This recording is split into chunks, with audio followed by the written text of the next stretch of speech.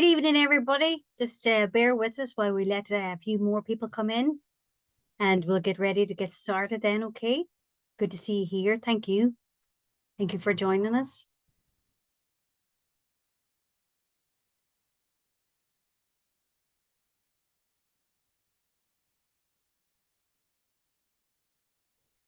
Okay, so we've got a few in. That's great. Great to see everybody here. You're all very welcome to week 3 of our Women in Arthritis webinar series. I'm Martina Blake. I'm Services Manager with Arthritis Ireland, and it's lovely to be here with you this evening. We've got Maeve Coyle here, our Health Information Officer with Arthritis Ireland, and our guest speaker this evening is Mary Gillespie. So just to get us started, I'll do the housekeepery stuff, if that's a word, and just a few slides just to keep us all right. Okay. So as I say, welcome to week 3 of our Women in Arthritis webinar series. Just starting off with the housekeeping. Just remember, nobody's camera's on, so we can't see you. You can see us, hopefully, and hopefully you can hear us as well. So there's no speakers apart from the 3 that are on this evening. We have roughly about 15 minutes for Q&A at the end of the webinar. And if you have questions, which I'm sure a lot of you do, please pop your question into the Q&A function or the chat. We'll get it at some stage, and we will endeavour to answer as many as possible. I know this is a big issue with the menopause and perimenopause and all things hormones. So please fire away in the questions. That's what it's all about. And with that, just because you're at home, you're off camera, just enjoy your evening with us. Take your space and make yourselves comfortable, and stretch or walk about or whatever you have to do. So just a little bit about us and who we are and what we do. We are the national organisation for people living with arthritis in Ireland. And really what we do is we deliver support, training, education and information on all things arthritis and related conditions. Our website is arthritisireland.ie. And, the easiest way is to sign up for our newsletter online, and you can get all the information and the current events and things that we're up to. And you can find out about how to register, when, or what's happening. And that's everything from our self-management programs, our podcast recordings, our exercise classes, our community-based activities. And for those of you that don't know, we actually have a free national helpline, which is open Monday to Friday, 10 to 4. And the number's here as well. And, for anybody that is into support groups or Facebook, we actually have a huge Facebook forum with a few thousand members. And, that can be a great support as well for people living with arthritis and, asking questions or, having chats or, getting a bit of support for yourself as well. And as I say, sign up for our newsletter for all things Arthritis Ireland. Seeing as we're talking all things women, the mini marathon is on Monday. So you can get behind Team Arthritis Ireland. We have a QR code for anybody's tech savvy, or you can just go to our website and support through VHI Women's Mini Marathon on idonate.ie. Okay. So just a little piece on Mary Gillespie, our speaker this evening. And we're very, very lucky and very fortunate to have Mary with us this evening, and to have, nurses of the caliber that we are very lucky to have both on the webinar series, but also in Ireland in general. We're very, very fortunate to have the expertise that we do have. And Mary's a registered ANP down in Nina, and has a special interest in women's health and rheumatic disease, and the two together, while also being really passionate about improving the patient experience in the room through the journey of your disease and through the lifetime of your disease.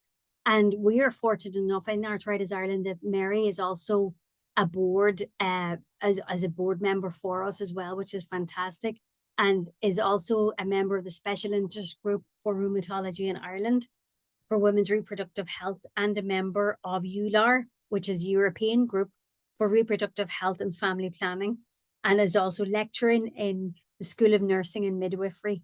And, Mary's going to be doing some research and looking at the area of menopause, its impact on those with autoimmune diseases, such as arthritis, And, we really welcome, as part of all of this evening, we're really welcoming ideas, comments, suggestions, lived experience, and questions. So don't be shy, put them all in there. That's what it's all about. Just next week is our final episode on our series of webinars, and that's all things lifestyle medicine and self-management. And everything that we do on the webinar series will be on our YouTube channel, and it'll be sent out to you after the webinars as well, or after the webinars are on this evening. It'll be posted out to you next week. And just a word to thank our sponsors, UCB, because no funding, no webinars. So thank you very much to them for their support. And thank you all, most importantly, for joining us this evening. And all that's left for me to say is, relax, enjoy, take your space. It is recorded, so if you don't get all the information tonight, you can watch it back and pause it and take notes. Feel free to screenshot or take photographs if there's slides there that you're interested in, because this is your time to learn about your health.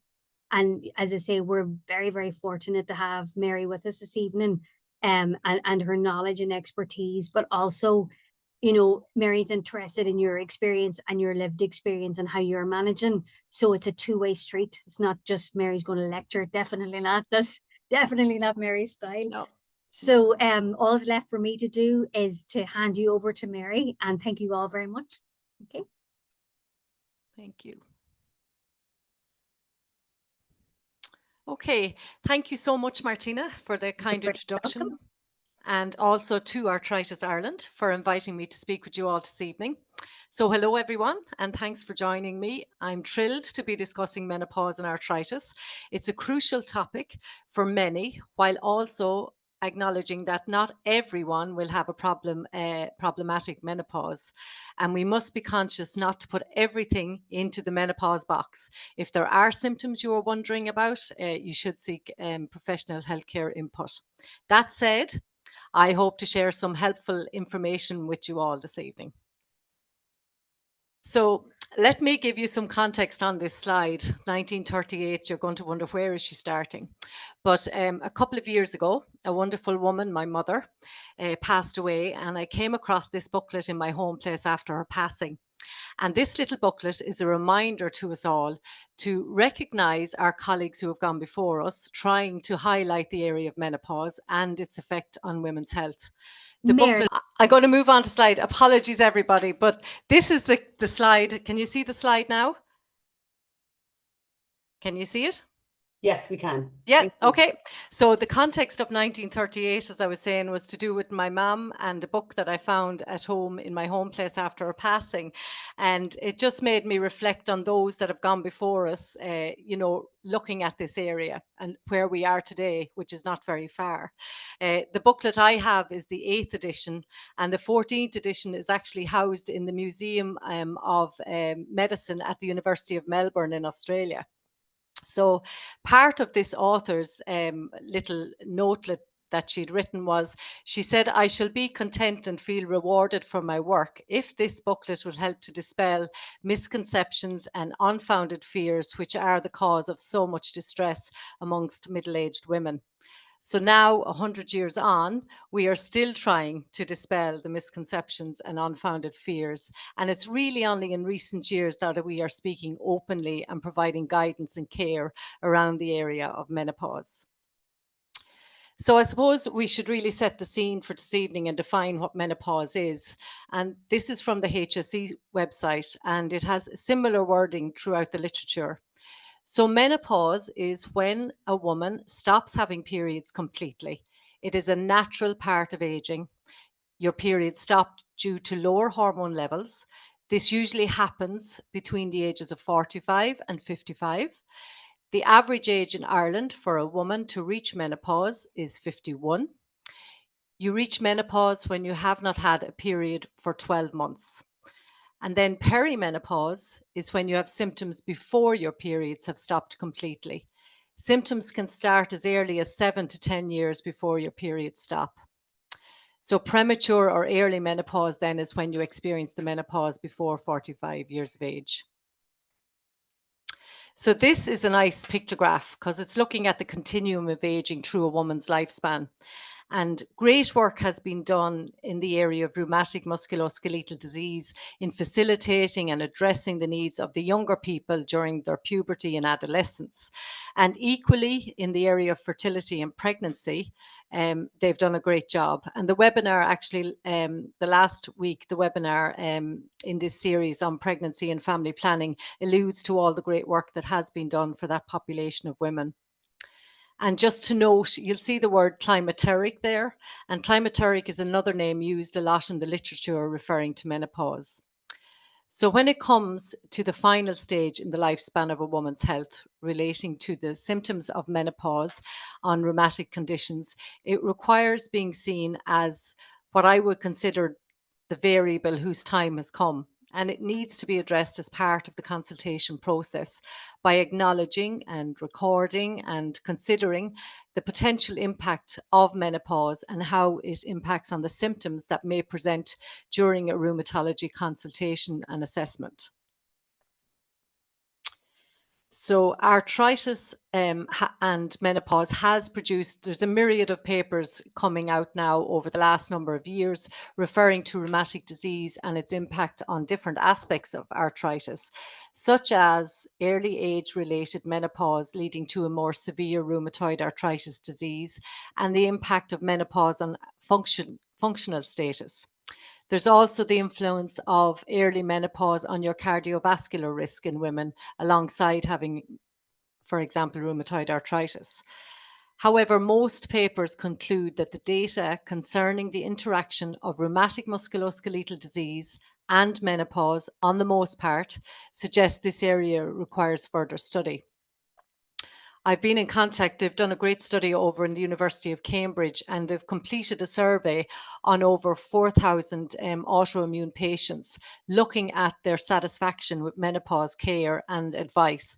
And some of the outcomes from the survey highlighted questions such as satisfaction with menopause care and advice, the impact of menopause on rheumatic musculoskeletal disease on patients both physically and psychologically, the impact of menopause and HRT on disease activity. There's one here, misattributions and misogyny. That'll be an interesting one to do research on. Clinician confidence and the unmet needs among clinician training. So this all leads towards the need to recognize the area of menopause and that it should share the platform within women's health in the same way that we cogitate the areas of women's health such as fertility, pregnancy, family planning. So I suppose we should pause for thought in rheumatology, and could it be menopause? At this stage in the presentation, it's probably timely to remember that it's essential to consider inflammatory arthritis as a potential diagnosis rather than attributing your symptoms solely to menopause, so that you ensure that you get timely and accurate treatment. Menopause and inflammatory arthritis can present with similar symptoms, highlighting the need for a comprehensive evaluation to determine your underlying cause of symptoms. The clinical implication for healthcare providers is to be aware of the potential for inflammatory arthritis in patients presenting with symptoms that may be attributed to menopause and consider a thorough assessment to inform their diagnosis and treatment. I suppose by acknowledging the potential overlap between menopause and inflammatory arthritis, as healthcare providers, it would help us deliver more accurate diagnosis and effective treatment plans. So how menopause can impact on arthritis? Well, there's various symptoms of arthritis that may worsen at a time of great hormonal change, such as menopause. And we'll have a look now at some practical tips, looking at what we call the modifiable risks, while also maybe highlighting the potential impact of menopause when combined with rheumatic musculoskeletal disease and the impact that has on your bone health and your cardiac health. So firstly, I'd like to highlight that there are areas of rheumatic musculoskeletal diseases that menopause can mimic, while also being cognizant that symptom assessment is complex in rheumatic musculoskeletal diseases. The use of patient reported outcome measures are universally considered to enhance symptom assessment. And when we look at some of the health assessment questionnaires in rheumatology, they may not comprehensively capture menopause symptoms. This is an area I'm currently working on to look to the assessment tools and the outcome measures that we have to help us get a better understanding of the interplay between rheumatic musculoskeletal disease and menopause. Outruling menopause as a contributing factor in the absence of evidence of disease activity can possibly help us as healthcare professionals to provide more effective and personalised care. So, as I say, looking back at that little sheet that I showed you at the beginning, albeit nearly 100 years ago, looking at these images, it shows we are still speaking the same language. So when you're looking at menopausal symptoms and those of rheumatic musculoskeletal disease and acknowledging the overlapping symptoms between rheumatic disease and menopause, this could assist us in healthcare in providing and delivering a more comprehensive and effective care to our patients. So an area that often presents a challenge in diagnosing when you take menopause into the picture is it perimenopause or fibromyalgia or menopause? The shared symptoms are that both conditions can cause fatigue, sleep disturbance, cognitive problems, brain fog and musculoskeletal pain. The hormonal factors of declining estrogen levels during menopause may increase pain sensitivity and potentially worsen existing fibromyalgia symptoms. So, the onset and exacerbation of fibromyalgia symptoms may begin or worsen during the perimenopause transition or in women with pre existing fibromyalgia. Women with severe menopause symptoms are more likely to experience chronic pain conditions like fibromyalgia. And management considerations could include addressing your menopause symptoms, maybe through hormone replacement therapy, which may help manage the menopause symptoms like hot flashes and sleep disturbances, potentially reducing the impact on your fibromyalgia. And when you look at the fibromyalgia treatment, you could include pain management strategies, medications, physiotherapy, and alternative therapies can help alleviate fibromyalgia symptoms.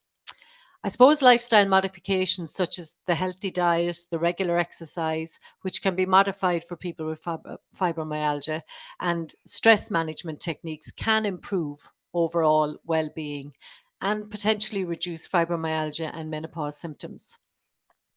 Cognitive behavioral therapy is another one that can help manage the emotional and cognitive aspects of both conditions, improving mood and coping skills. And open communication with your healthcare providers is crucial for effective management of both fibromyalgia and menopause symptoms. It is important that consideration is given to an individualized approach. Treatment plans should be tailored to individual needs, considering the severity of both fibromyalgia and your menopause symptoms. It's important to recognize that fibromyalgia and menopause can coexist in the same patient, and treatment of strategies should address both conditions. So one thing I suppose that's certain about arthritis and menopause is that they can cause similar symptoms, such as your joint pain, your fatigue, the sleep and mood issues, memory issues, the brain fog, while also areas such as skin changes, the drying of linings can be problematic. The symptoms of vaginal dryness, reduced sex drive can be difficult conversation for some women to raise. It also, I would say, can be difficult maybe from the clinician side to raise.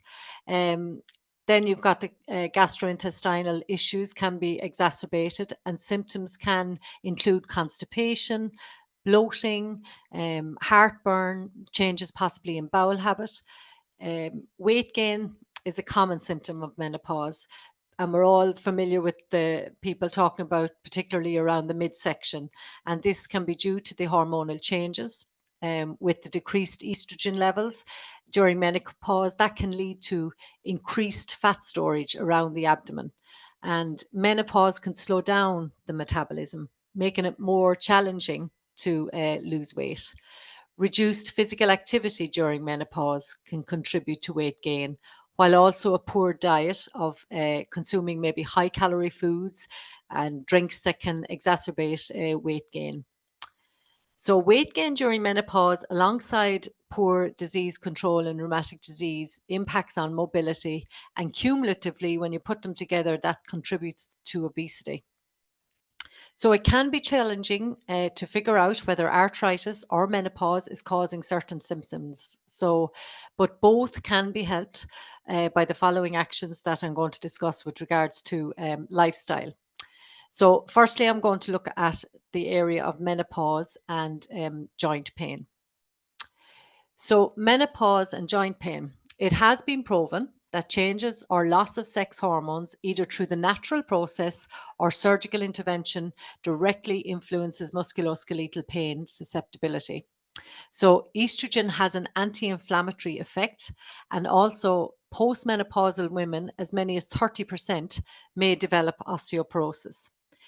There is a higher female to male ratio for rheumatic musculoskeletal diseases, for example, such as rheumatoid arthritis and your connective tissue disorders. Actually, Professor Grania Murphy shared information on this in the first webinar of the Women in Arthritis series with Arthritis Ireland. That was a very good one to watch as well. The British Medical Journal published a paper regarding a global burden of osteoarthritis, and this study was in 2021.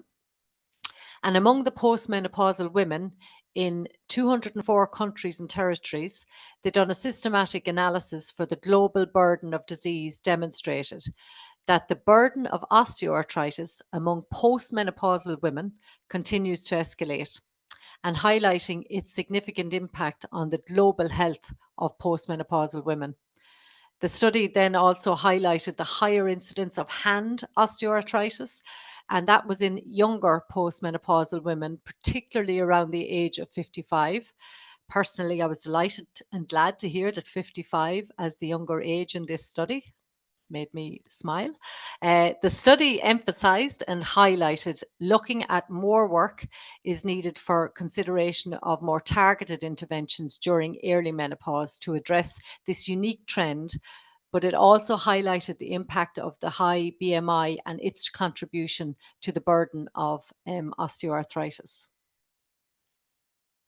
So lifestyle tips, we will look at, and I'll include looking at daily exercise, healthy food, not smoking, mindfulness, meditation. So I look at these individually. So looking at the daily exercise, aerobic exercise and resistance training are crucial to relieve arthritis pain. They improve mobility, managing weight and managing the weight and ease depression and anxiety. This is all in thanks to partly to an anti-anxiety brain chemical called neuropeptide Y, and this is released during exercise, and it may also help and aid you in sleep. So exercise is just so important at any time in your life, and it has the same benefits during and after menopause. Exercise also helps prevent menopause-related bone loss and improves quality of life. Experts would say to choose exercise that is challenging but doable. Too hard and you'll get discouraged. Too easy and you won't get the benefits. And I would also say do something you enjoy. So healthy food. Many people ask about an arthritis diet specific. The Mediterranean eating pattern is really the one that is emphasized the most, because it looks at incorporating vegetables, fruit, fish, healthy fats, and it offers powerful benefits for both arthritis and menopausal complications. This includes cardiovascular disease, as declining estrogen can impact on blood vessel health, and it contributes to changes in cholesterol, blood pressure, and body weight. Often people will notice that they've always had a normal cholesterol, and then around this time of the change, that their cholesterol seems to go up. So studies have shown that Mediterranean style eating women were less likely to experience hot flashes and night sweats. Cutting caffeine alone can help prevent hot flashes and arthritis flares. So I started this slide with the HSE Quit helpline number that you may want to take down for yourself or share with others, and not just those living with arthritis or menopause. It benefits everybody.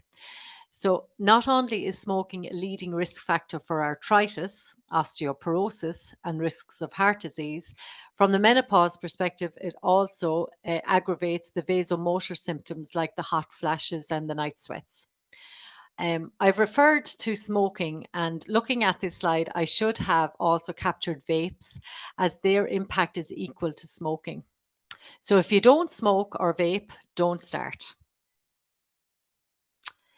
Now, a number of studies have shown that mindfulness meditation can be helpful in all areas of life with or without a chronic disease. So it helps in focusing on paying attention in the present moment in a non-judgmental way. It can help relieve many common symptoms of menopause and arthritis. Some of these could include insomnia and depression. So don't let the words mindfulness or meditation overcomplicate the act, as it is simply taking moments in your day to just be and focus on a few breaths in and out. So I'm just going to do a little recap here now for the visual take-home message so far this evening. So when we look at the nutrition, I would say what we put in, we get out. So heart health, the heart is the pulsing core of our existence. And bone health is essential for our body's movement and function. Stopping smoking and vaping can add years to your life, but more importantly, life to your years for you and those around you. And then mindful versus being mindful.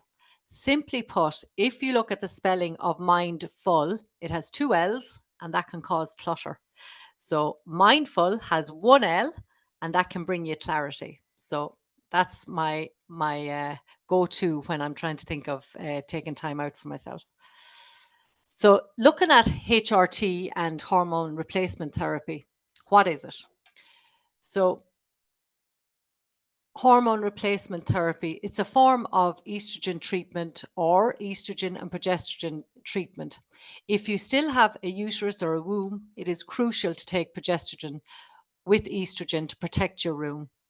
This can be delivered through the intrauterine device such as the Mirena or in tablet format.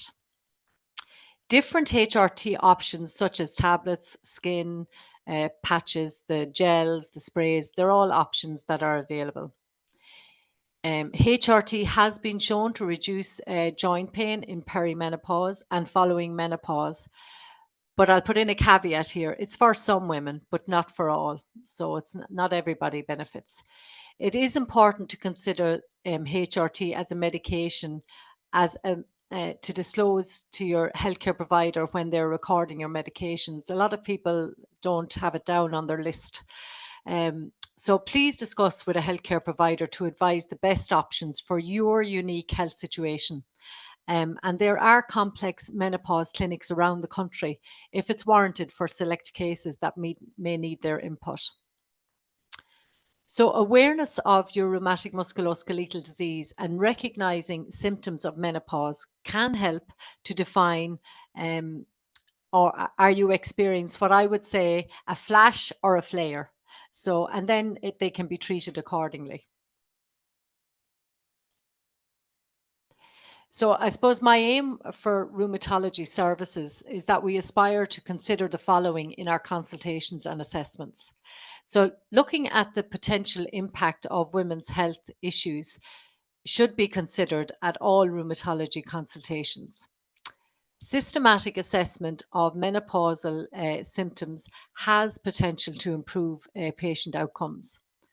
The lifespan impact from menarche to and through the menopause to be instilled into practice, as is increasingly the norm for areas such as fertility, contraception, pregnancy, breastfeeding, counselling, and family planning. So I'm back to the take-home message, and the visual take-home message is that the factors we have outlined are crucial for overall health and well-being, particularly for individuals with rheumatic musculoskeletal disease and during menopause. By prioritizing these factors, you can take proactive steps to manage your health and well-being. And finally, speak with the experts, as it is important that we have individualized health advice and seek professional guidance, that we use reputable resources for our health and well-being. And remember that the same treatment plan does not suit all. So these are some of the resources that can be helpful. Remember, you're not alone. There are many resources available to support you. Be sure to take care of your health and well-being. It is a journey, and there are services there to help you along the way. Don't hesitate to reach out for support, because these resources, they are designed to help you thrive. So thank you for listening, and I would love to hear your thoughts on the intersection of menopause and rheumatology. I am currently looking, as Martina was saying, at this area and how we can incorporate it more into our consultation. So as to address the question, I love this saying, is it a flash or is it a flare? So I hope to update you all as I work on this area, and I look forward to inviting maybe to participate as I progress in the research. But it is of paramount importance that patients have the opportunity to engage in research to ensure that studies are relevant, effective, and patient-centered, ultimately driving progress in management and treatment of rheumatic musculoskeletal diseases and menopause. So I suppose my final words are, we should protect women through research and not from research. And I'm happy now to take any questions or comments. So as to say on the TV, Martina, back to you in studio.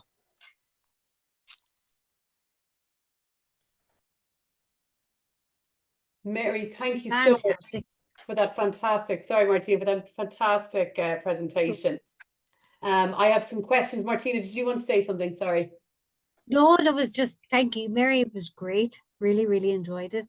I hope everybody was enjoying it. I saw nobody dropped off, and people were coming in, so it's all good. So, and apologies for the always a beginning good of sign. the Thank session to everybody with my technical glitch. Oh, no problem at all. So yes, Mary, there's a few questions coming through. Mary did say to me that any questions that we don't get around to this evening, that you can email us at Arthritis Ireland. You could send an email into communications@arthritisireland.ie, and Mary will endeavour her best to answer questions relating to this topic. So one that's come in there is saying, my mother had an early menopause. Does this mean that I'm more likely to follow? And if so, does this put me at risk of rheumatoid arthritis or any other forms of arthritis? Now, the first part of that question is more to do with a gynecologist, I would say, and I wouldn't be qualified enough to give you that answer. So that is a good question, and it's something that even your GP might be able to answer. No, when you're saying just because my mom had early, and if I get early, nobody has any way of knowing who's more prone to rheumatoid arthritis than another. It's more the rheumatoid arthritis history in your family as opposed to the menopause history in your family that we'd be more concerned about.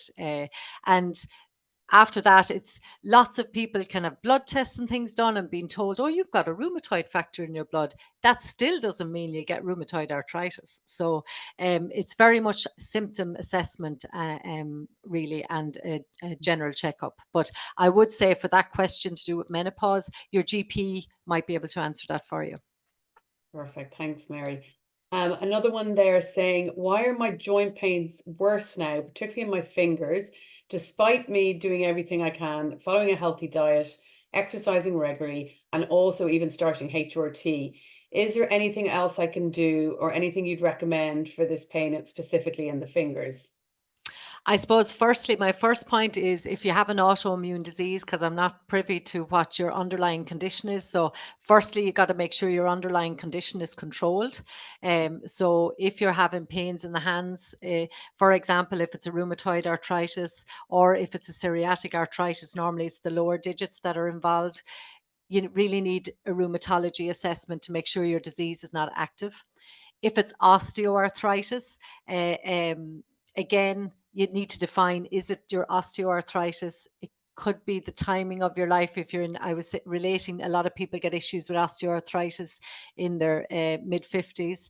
And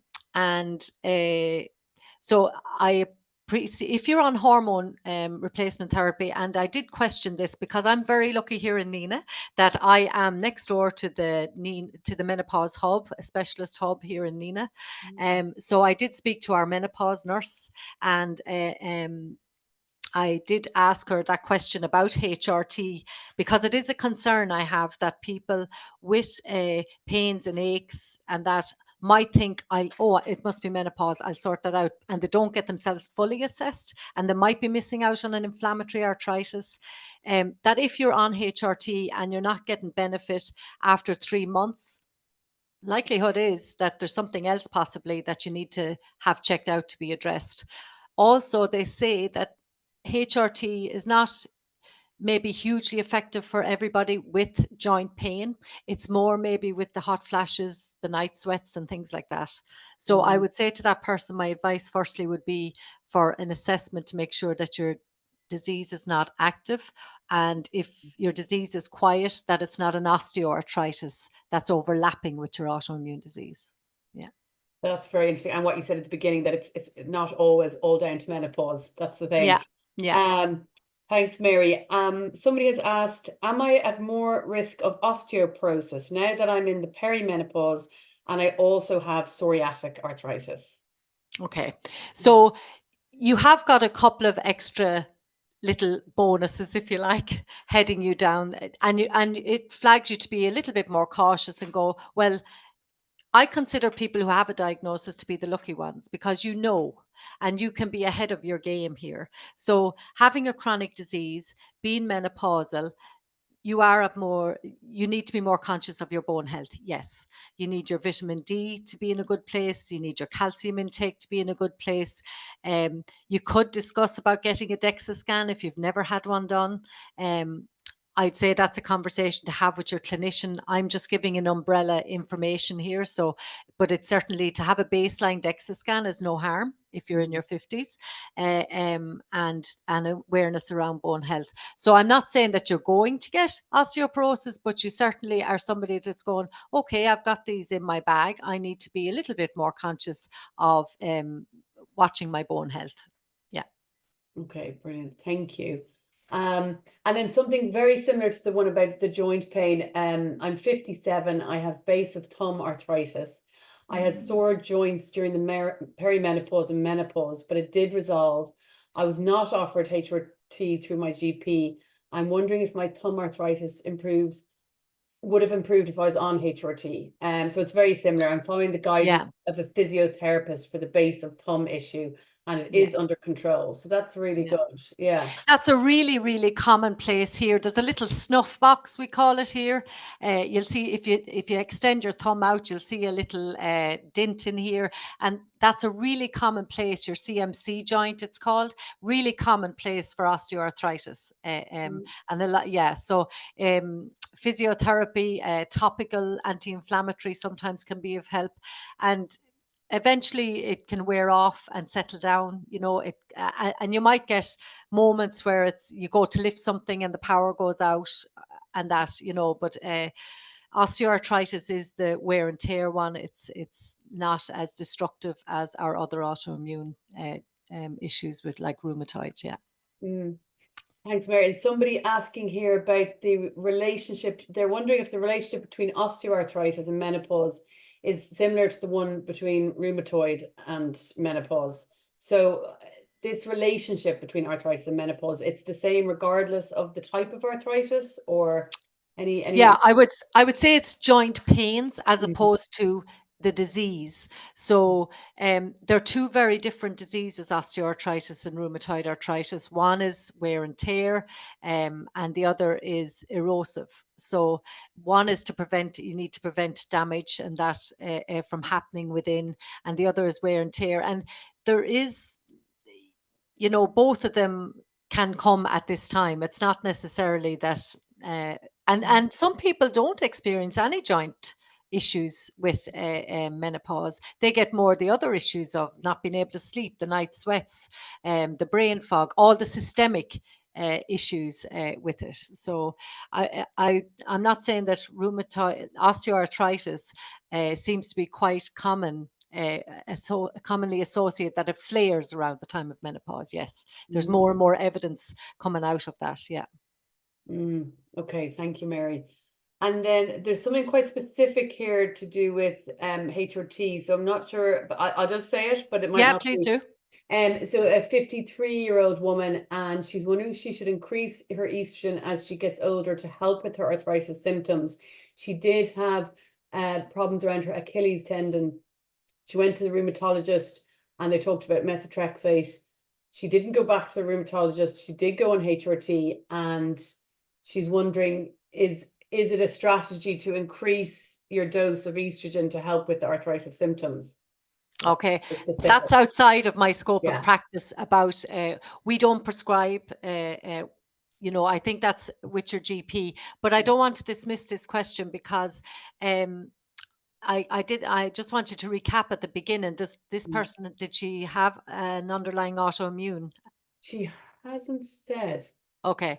Okay. It was Achilles, plantar fascia issue. There must be something, because if you were offered methotrexate, I would really, really encourage you to go back to round off that conversation, because even though you may have got symptom relief or whatever with the Achilles, what we're trying to do is look after what's going on the inside that you can't see.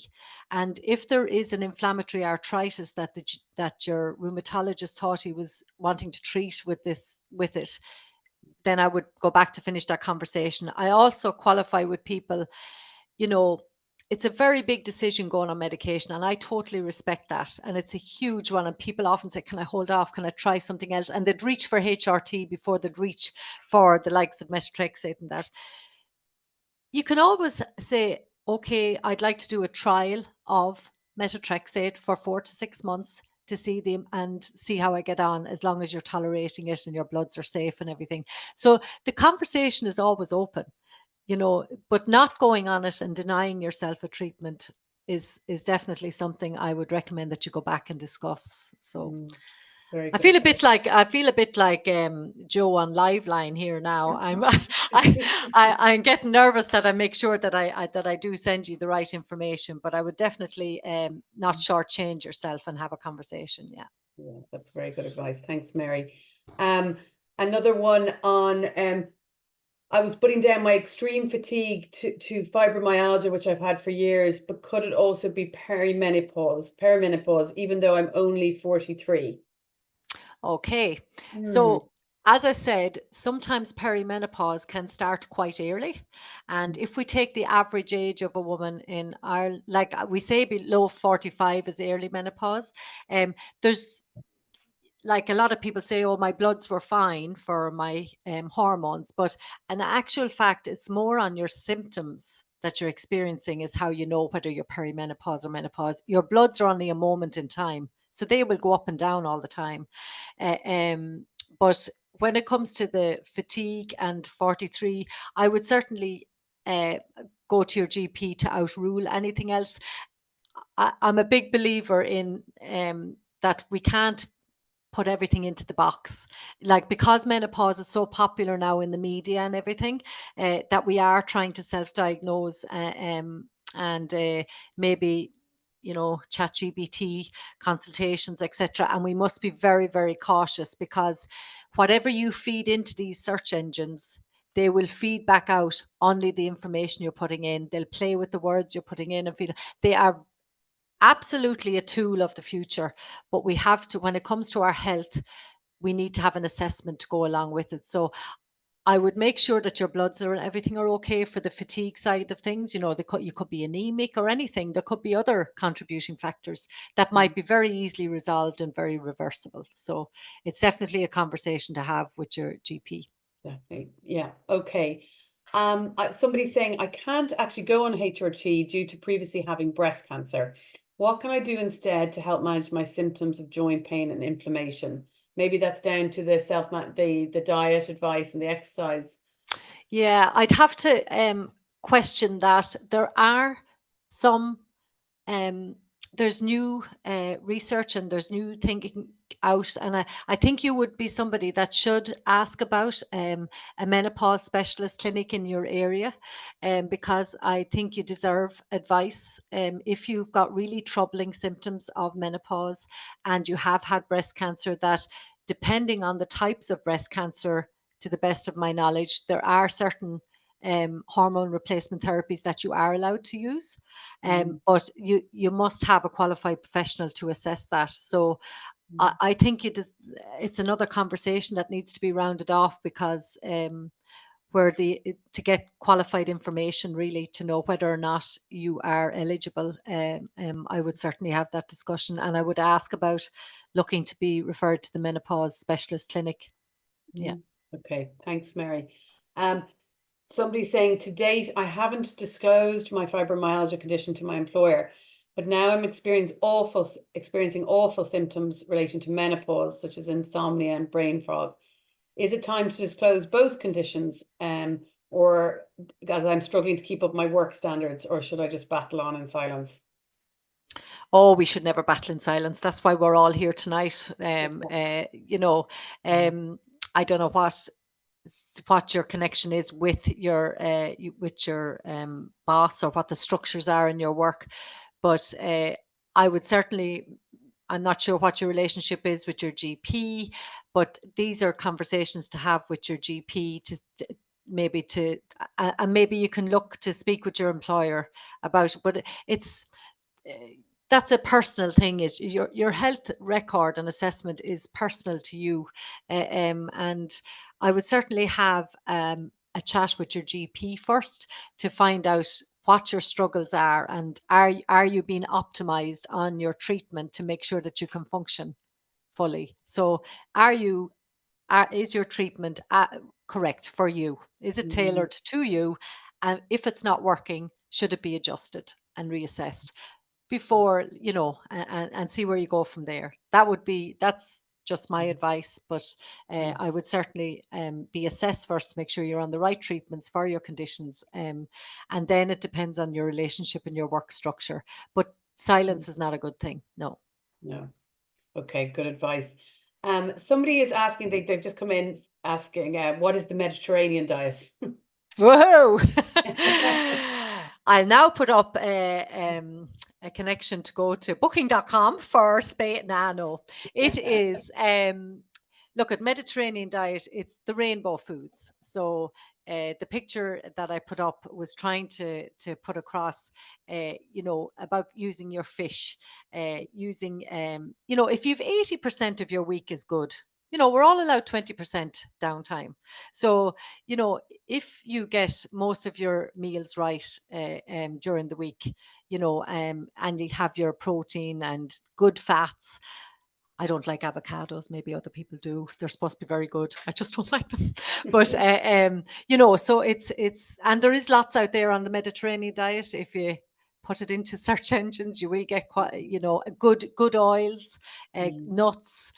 But as I say, it's all in moderation as well. That you can have something nice. It doesn't mean you don't have something nice, but it's not having a lot of processed foods. Processed foods, sugars are inflammatory. They just cause inflammation, and no more than smoking. So that's what they're trying to tail people away from, is to try and have less processed foods. Yeah. Okay. And somebody leading it into that next question is a good link. They're asking about alcohol. What about alcohol is the simple question, relating probably to both menopause and arthritis. Yeah.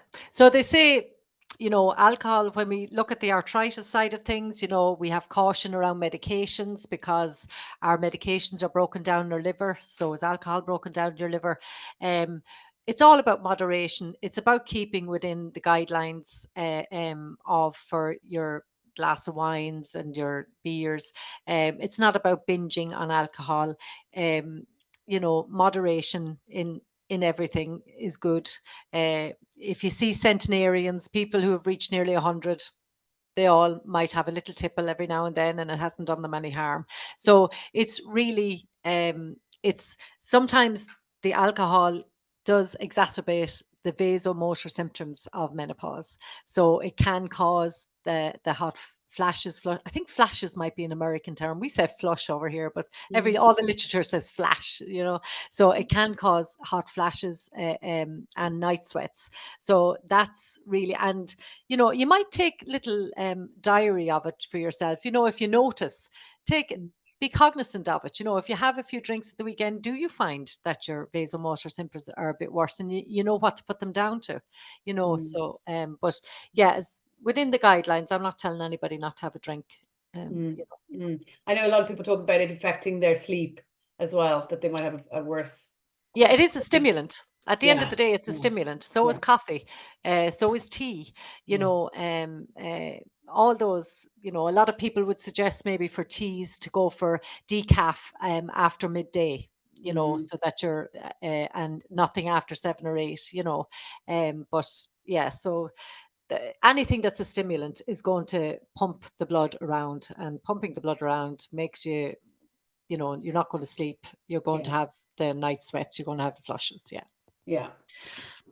Okay, we're coming up to one of our last questions. It's a big one, but I don't know again if it's something that you want to answer, Mary. But it's just this historical link with HRT and breast cancer in the past, and somebody's brought it up. Yeah. Yeah. So just what's your opinion on that? Yeah. So look, it is a big, anything to do with cancer. It doesn't have to be just breast cancer. Anything, if you've had a history of cancer, it's a huge thing. Taking anything that's messing around with your hormones and what's the natural movement in your life. But historically, the HRT we used was from equine. So it was through horses and so we've come a long way from that now. So we have a lot of times if you have breast cancer, they will often promote maybe the vaginal estrogen or the gels like that. They might look at something like that. So I would say if you have a history of breast cancer, or say for in our arthritis cohort, the antiphospholipid syndrome people, or lupus, even though the literature, it suggests lupus actually improves with menopause, believe it or not. Some people find that they have an improvement, but all of those are clotting related issues. So that's another conversation to have if you have those conditions. So anybody with my thoughts are anybody with a cancer, or anybody that has a history in their family of something like that, or has a lupus, or antiphospholipids, or any of those things. You know, I think asking your GP about referring you to the menopause hub would be, or finding out about it would be a great idea. What I'll try and do to share with Arthritis Ireland that you can send out is I'll contact them here and see where are the menopause hubs around the country, so that we can pop it up maybe on the website or something. I'll discuss it with Arthritis Ireland and see. And it might be something that people could go into then and maybe ask their GP, am I eligible to be referred to there, and have a better, more rounded conversation. Yeah. Yeah. Yeah, exactly. And more conversations have been taking place, as we all know, in the last couple of years, which has been great. And remember, what happens with the neighbor may Yeah. not suit your house. Okay. So it's a bit like dinner. They might like chicken, you mightn't like chicken, you know. So it's just because somebody else is on something and finds it brilliant, it may not work for you. So just remember, you're the individual and your makeup is very different. So, you know. Really valid point. Thanks, Mary. And I like I said, everybody, Mary has kindly offered that if you have any other questions, to send them in to us at communications@arthritisireland.ie, and we'll send them on to Mary then. And she's also working to enhance this area of care for women who have both a rheumatological condition and are going through perimenopause or menopause. And any comments regarding how you'd like to see consultations improve, or there's something that you'd like to see included or addressed, please also send them in to us at communications@arthritisireland.ie. We'll send them on to Mary, and she's doing great work in that area. So thank you. I'm living the dream. I'm living the dream. I think we're up on time, but Yeah. so yeah, thank you everybody. Okay. Thank you all so much, and thanks for listening to me this evening. Thank you very much. Thanks for your time, Mary. Thank you so much. Okay. Thank you, everybody. And again, if anybody has any more questions, feel free to ring the helpline. The numbers were there, or go to arthritisireland.ie and sign up for the newsletter, and you can check out everything that we're doing, all the classes coming up, and you know, a lot of the stuff on the lifestyle, such as the healthy eating and getting a good night's sleep, we actually cover in our self-management program.